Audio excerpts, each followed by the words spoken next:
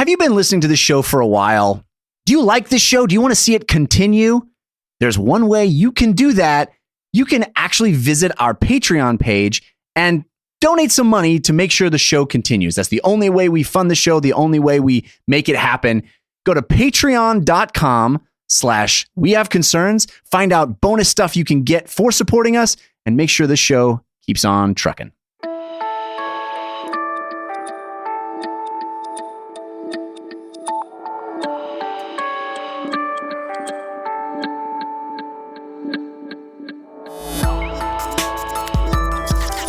Welcome to the summer of disappointment. This is We Have Concerns. Hi, Jeff Canada. Hi, Anthony Caraboni. Hello. Did you say Caraboni? Caraboni. Because I care so much? You are Caraboni now. I care too much, and that's my problem. And hello, concerned citizens. Jeff, do you take medication regularly? You're not on any sort of meds? We're a very heavy med house, my house. We're on a lot of the pills. Okay. Keeps my brain working, keeps my heart working. Fair enough. A lot of stuff. You may be aware of this. There's kind of like a question about how healthcare is going to work and how expensive healthcare is going to be in the future right now. Doesn't sound like anything I've heard about lately. Yeah, I mean, it's one or two things. Whispers mainly in back halls. Whispers in the wind. Whispers in the wind. Things are saying, people are saying, maybe something's happening with healthcare. Who knows? So for me, the prices of medications and access to medication is a very big issue. I'm sure it is to a lot of people. Big, yeah, for sure. Of course. Ben Simpson sent in this story to the Facebook group. That's facebook.com/groups/wehaveconcerns, all about somebody who is trying to make a difference in the world of medicine in a way that I didn't really see coming. This is a gentleman whose name is Mixel Laufer. Oh. Mixel Laufer. He is a math professor at Menlo Park University. All right. Like it. And he was on a trip. I think he was on a trip somewhere, and he was looking out at the countryside, and somebody was telling him about the trip, and they were saying that, like, hey, this is like a country where, like, a lot of people make drugs out here in the wilderness. And he had this epiphany, Mixel Laufer did. He said, if people are making their own meth, why couldn't they make their own birth control? As one does. As one does. You know, you can make meth, but why not make the pill? Well, exactly. I mean, it's a really funny thing, but it's also kind of like, oh, yeah. Like, if people are mixing up meth in bathtubs because it is that easy to make. You're saying if you can make one type of chemical that we take into our bodies, why not make other types of chemicals? Why can't we make those? Right. Why are we just making stuff that's killing us when we could literally make the stuff that saves us? Molecularly, it's no more complicated. That's actually an interesting insight. I mean, strange that he went to the pill. I think, who knows why he went to that? I think maybe, birth control is very expensive and it's not covered under a lot of insurance plans. Maybe I don't know where he's coming from. Maybe he, I don't know what his family planning situation is like. A lot of expenses for the pill. A lot of expenses. Yeah. But he thought about it. He was like, people are doing it in bathtubs. Let's just make medicine in bathtubs. People are doing it in bathtubs and they need the pill. And they need the pill after they do it in bathtubs. And also, like, I don't know, you can get an infection. So he and some other people started up this collective. They bought an RV and they drove to New Mexico, and now they're the kingpin of birth control. That's right. If you want birth control, you go through him, and everybody's like, "That's cool." Yeah, well, no, fine. That's fine. Just tell me where I need to go. I need birth control. Yeah, you can only go through him. Okay, if that's where it is, how much does it cost? The same amount as regular birth control. Well, slightly less actually than because these guys they found a way to streamline the process in the RV out in the desert. So it's gonna be slightly less, but you still have to go only through them. You look for a guy. I mean, I have my money out. Like, I'm ready. Oh, good. So that's what you'll do. You'll pay the guy with the hat, and he has. Okay, so just go to the guy with the hat. The guy with the hat. Okay, thanks, man. Yeah, he's scary. Yeah. So this is they call it the Four Thieves Vinegar Collective. Oh. And Four Thieves? The Four Thieves Vinegar Collective. The way to make it seem on the up and up. Yeah, I mean, it's one of those things where it's very. Their thing is they're not doing the tech community disruptive. We're an alternative. We're branding this. They are literally letting the world know that they think you should be able to print all this medicine, and they want to take it. They want to take this money from the pharmaceutical companies. Oh, so maybe like a Robin Hood reference would be a little better. Yeah. Than just thief. Yeah. I don't know. Prince of Thieves. Just saying. The Prince of Thieves Collective. There you go. And that's their favorite movie. And it's the best version of Robin Hood. So they made a big splash a couple years ago. You remember the EpiPen went up was going to go up astronomically in price. That Shkreli fella. I don't believe that was Shkreli. That was another company. Okay. But the EpiPen was going to go up to like $250, and it used to be $60. Mm. And so they looked at it. The Four Thieves Collective looked at it and went, "Oh, well, this is a chemical you can make. This is just a syringe that you can buy, and this is an auto injector for a syringe." So for $30, they created what they call the EpiPencil, and you can download the plans. EpiPencil. And make your own $30 EpiPencil. Okay, I will be honest. I doubted their branding up to this point. Yeah. Various decisions I didn't necessarily agree with. EpiPencil's a home run. It's like when you're a kid and you're in the grocery store with your mom and there's the Fruit Loops, and then you look down and it's like Fruity Loopies. Yeah. Lucky Charms, and it's like Fruit Rings. And it's like Fortunate Marshies. And you're like, "Oh, cool. Yeah. Fortunate Marshies." And it comes in a bag, and you're just like, "I don't care. Yeah. I love Loopy, the Fortunate Marshies." The Fortunate Marshies elf. I love the EpiPencil though. That's so great. They also made Daraprim. They released the molecular structure of Daraprim, which is Martin Shkreli's medication. That's the asshole thing. That's the asshole thing. And they put out plans for what they call the Apothecary, which is an at-home drug making lab. Okay, another cool branding. Yeah. These guys are winning me over. They're winning it up. So Yeah. they're saying, this is pure disruption. When we talk about, Silicon Valley disruption, this is pure disruption. This is literally grab the power from the few and put it in the hands of the many to be able to do at your house. But isn't this a problem? Don't we need to be experts to be able to do this shit? Well, just real quick. Don't meth people blow up a lot? Well, isn't there explosions? What's a lot? Certainly, they blow up more than somebody who doesn't make meth. Yes. Sure. So how many explosions will there be in making the pill? Listen. Other than my personal explosion. People who don't cook don't usually burn themselves on the oven. You know what I'm saying? I see what you're saying. Nobody slices their finger off if they're not, cutting up the celery. That's what I'm saying, my dude. If you want those ants on a log, that's what it's about. This is a major concern for people. The reporter who broke this story or wrote this story went to a few experts. Both, manufacturing experts, medical experts, people in the academic community, showed them plans for the apothecary, showed them the plans, and some of them looked at it and were like, they're like, that's ambitious. It might work. There's a reason we have very expensive equipment. Yeah, well, and the FDA, of course, also came out and was like, the FDA made an official statement when the EpiPencil came out and was like, dudes, I know it seems like we're really not letting a lot of medication out. They're like, but that's because we hold things to certain standards, both in how they work and how often they work and standards of manufacturing. And I don't know, they didn't go so far as to say, we totally get and understand why you think we're evil, because a lot of times we are. But in this situation, maybe listen to us because you shouldn't mix up your own medicine at home. Yeah.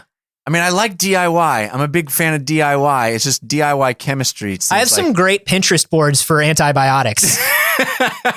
Yeah. Yeah. I like to pin different things like antipsychotics and zootropic stuff. I'm just like, I'm into it. Yeah. Just, on a Thursday, I'm just browsing through, seeing what I can inject into myself. This is a little different than trying to make your own unicorn frappuccino at home. Yeah. It is. It's somewhere in between that and meth.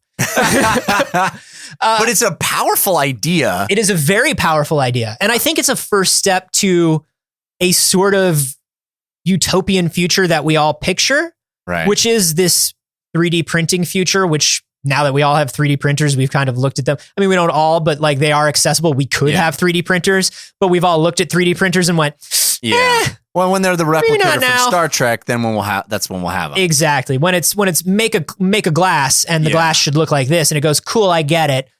This is sort of the first step towards that for medication.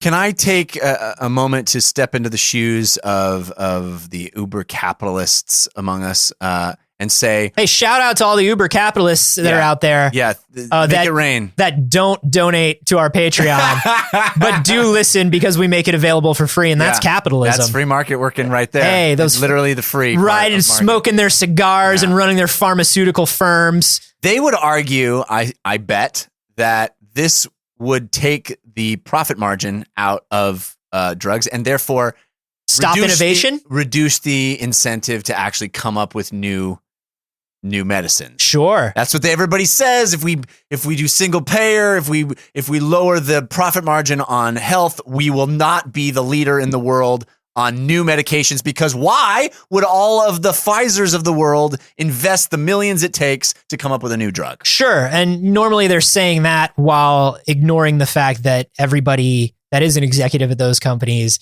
is making 80% of what those companies make. Right? Jumping out the building in my golden parachute, motherfucker! Ooh, like Martin Shkreli owns a Wu-Tang album that none of us will ever be able to listen to. Right, and exactly. And the uber capitalists among us would argue he has every right to do that. Yep. The market dictated it's a Wu-Tang market, and he's a Wu-Tang marketeer. Yeah, follow at Wu-Tang Financial on Twitter. Listen, yeah, there are those arguments. There are arguments that if we go to single payer, what will happen to the hospital system? What will happen to medications? What will happen to all this stuff? And a lot of people are saying, well, they're misusing their profits. And we know that because simple medications and procedures that cost X amount here cost 3 or 4 times as much in other countries. And a lot of medical research does come out of other countries. Right. And what usually happens is these pharmaceutical companies don't do the majority of the research. They let academia do the majority of the research, grab it, take it the last 10 yards, and then patent it. Right. So could the system be shaken up? I think absolutely the system could be shaken up. I was playing devil's advocate. I'm all in Should favor it be of shaken this. up by all of us building one of these labs and trying to print our own antidepressants? No. Here's what I think. I think that God bless the Four Thieves Vinegar Collective and all they do. This is I find this to be more of a marketing step. What do you mean? I find this to be more of a marketing step of look how easy this is. More people should to sort of undermine the idea that this is a unattainable thing that you have to pay millions of dollars for. Yeah, because look, let's say I make my own EpiPen and I do something wrong with the injector or I do something wrong with the syringe needle. I mean, look, it's fairly easy. If you look at the instructions, it's like, oh, okay, this actually isn't too bad. Right. But like if you fuck up, you can give yourself an infection. You could misadminister this stuff. You could really hurt yourself. This is medicine. Right. This isn't this isn't like getting Blue Apron and fucking it up by adding too much oil. There's no such thing as too much oil. More olive oil. No, I agree with you. The step that we have to get to make this a viable disruptor is it has to be idiot proof. Yes, that's where it's at. And that's, going back to the 3D printer thing, that's why we don't all have 3D printers. Because right now, 3D printing doesn't do the thing that we wanted. It doesn't print out the beautiful glass. But we can see that is just a matter of time. It's just a matter of time. And I could see this being a matter of time. Here's where I think I would love to see this thing being built and used, the apothecary, the at-home lab. Let's build it in places where people are going to give medical aid anyway. Let's build this in villages that are not connected to major cities, or it takes a long time to get medicine, to get supplies. Yeah, because if bad stuff happens to them, it's not a big deal. Well, no, because they already have like field doctors and things like that who are working with very limited resources. And if they were able to be like, look, it's going to take 3 days to get this medicine, but I think I could also make this medicine. Right. That's kind of interesting to me. By the way, if I order something called the Apothecary and it doesn't come with a mortar and pestle, I'm going to be very upset. Why isn't all of this lead gold already? Well, that's an alchemist. Yeah. An apothecary, like, yeah. You got to mash the herbs with the mortar and pestle, and you got to stir it into a paste. That's the trick, Jeff, is when you get it, it's like when you order X-ray glasses out of the back of a comic book. Yeah. The Apothecary at-home lab comes, and it really is just a mortar and pestle. It's like, now go out and forage. Not only can I not see through everyone's clothes, but my headache isn't going away. It's only getting worse because I don't get to see nudes. So this guy, I bet I could use it. I bet I could use it efficiently. I bet I wouldn't fuck up though. Well, is this Dunning-Kruger? Am I Dunning-Krugering myself here? Right. I think you might be. It's a big bet to make, right? You're betting on you not fucking up by, messing with your body. Well, that's the thing is they compare it to building IKEA furniture. And I will say I've never built IKEA furniture without having a screw left over. You know what it is? Or finding a better way. Right. Hashtag better way. Also, it's more like building IKEA furniture in the middle of an earthquake. It's you like, think? this better be earthquake proof because we're in the middle of an earthquake right now. Because your body, you need the medicine because your body's having an earthquake of its own in its own way. Well, theoretically, I would be doing this. You would be doing this with medication you don't need immediately. This isn't like the dude who drinks like a bunch of mercury to see what happens to him and then was like, get the thing that we think is mercury antidote ready. No, you're right. So maybe it's more like the earthquake is going to happen on Tuesday. We better build the IKEA furniture and make it earthquake proof. Here's what I think it's like. It's more like trying to make a souffle, but not being able to tell by the look of the souffle whether it's like, have you ever made something like baked something and then you bite into it and it's like, it's got that mushy middle that they hate on Great British Bake Off. No, no. On the outside, it seems like a flaky pastry and then you bite in and it's like just a little mushy. There's no way to tell with medicine. You just take it. You have way more experience making flaky pastries than I do. Oh yeah, dude. You got to learn to make a flaky pastry. I don't know how to make a flaky pastry. Oh my dude. The first time you make a flaky pastry for yourself, it's like the first time you print your own antibiotics. Except you don't save any lives. Is it a piece of cake to make a flaky pastry? I mean, it's closer to a pie. Oh, okay. See what I mean? I get you. You get what I'm saying? No, I think you download a torrent. It comes in a torrent. The chemical pattern. What do we call those? The recipe. It tells you what to put together, and then it comes in the apothecary. Like you get the plans and you put it all together. None of this sounds bad. None of it. Going on a torrent site and downloading my very vital medicine recipe. It's like that 3D printed gun that everybody was downloading. Do you remember that 3D printed gun, the Liberator? Yeah, I guess. The it's plastic like that. Gun that was supposed to be able to go through metal detectors. They're all like all these, no, because it still needed metal firing pins and stuff. Oh. But you could 3D print most of it. And there are a bunch of videos of people on YouTube like blowing up their hands? Remote firing, remote triggering. Smart. And it didn't blow up a lot, Jeff. It just blew up. This is what we were talking about earlier. Right. More people will blow up than not. Yeah. You know, like if you didn't make your own gun. Yeah. Right. If you don't make your own gun. Yeah. You're less likely to have a gun that you made blow up in your face. If you don't make your own medicine, you're less likely to die from medicine that you miss apothecary. Miss apothecary. I'm sorry, I just miss apothecary. I'm sorry, I was just slightly off on my apothecarying. And but I do think this is an interesting theoretical step. I do think it brings up a lot of points. I think as a marketing thing to be like, hey, wake up, sheeple. Yeah. No, I like that idea of it. Yeah. I like the idea of democratizing it. But also, I want to try to make some of this medicine. Do it, dude. Order the apothecary. I think we could do it. But here's my we part. But you're gonna do it with me. Oh, I am. I'm an accomplice. You're gonna be the Jesse to my Heisenberg. Fair enough. Except we're gonna save so many lives secretly. Yeah. And no one will know it's us. Oh, I love it. And we won't get rich. Whoa. I was up to you until that point. But I do the things I'm worried about are the things that like the experts are worried about, which is like, this looks like it might maybe work. Yeah, it's a little risky, but I do like... I would love to see some of the people in this community embrace this and help them make the plans better. Source that shit. This is some of the stuff that does kind of hinder these goals, is like this reporter takes these plans to people and they laugh at them. Yeah. And they don't say, oh, but we can make it better. It could. Right. And it could help us in the lab too, because then we could have more of these things and they'd be cheaper. What you got to ask, is it in their financial interest? You know? Yeah. Which is like, come on. That's the whole point of this thing. Get over your financial interest. Can I ask you one last question? Yeah. This guy's name is Mixel Loaf? Mixel Lofner. Oh, Mixer Loaf. Mixel. Yeah. Mixel Laufer. So if you say his name backwards, he has to go back to his own dimension. I was going to say, if he does this well, do you think they'll knight him? Yeah, he'll be free. Sir Mixel-Loaf? If he does it well, Sir Mixel-Loaf. Okay, that's it. Would you guys print one of these? Do you guys think that I should print one of these? He likes big butts. Who's going to print one of these? And he cannot lie. Have you printed one of these? Print one of these. And then let us know. Let us know all your opinions on this stuff. On Twitter, I'm at @Carboni. I'm at Jeff Canada. And you can hashtag those. Sir Mixel-Loaf. No. What are you doing to people? How are they going to spell that? I don't know. Be creative. You can hashtag those apothecary. How dare you? How dare you? I'm sure people will know how to spell apothecary. Hey, are you going to be at PAX? I'm going to be at PAX. PAX West? Are you going to be at PAX? Yeah, we're both going to be at PAX. We're going to be doing a show, a panel, a live version of this very podcast on stage at PAX, in fact. I feel like you ambushed me with this. What?